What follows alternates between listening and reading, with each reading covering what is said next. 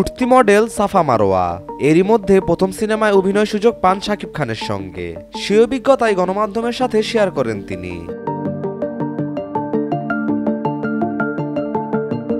এ সিনেমায় নতুন হিসেবে কাজের সুযোগ হয় পুরান ঢাকার মেয়ে সাফার।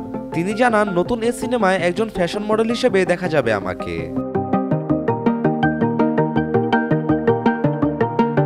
কিভাবে এই সিনেমায় যুক্ত হয়েছে এই বিষয়ে সাফা বলেন, একটি বিজ্ঞাপনের শুটিংয়ে সেটে ছিলাম।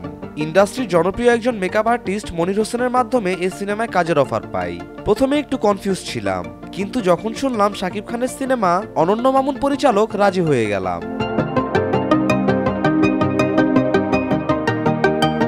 সিনেমায় শাকিব খানের সঙ্গে অভিনয়ের অভিজ্ঞতা জানতে চাইলে তিনি জানান, শাকিব খান অভিনয়ের ক্ষেত্রে অনেক সিরিয়াস।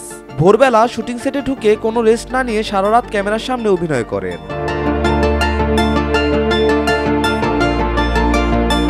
সাফা আরও জানান, যেখানে শুটিং হয় ওই স্পটেই খায়, ওই স্পটেই ঘুমায়। সবাই স্পট থেকে বের হলেও তিনি বের হন না, এতটা কাজের প্রতি ডেডিকেটেড তিনি।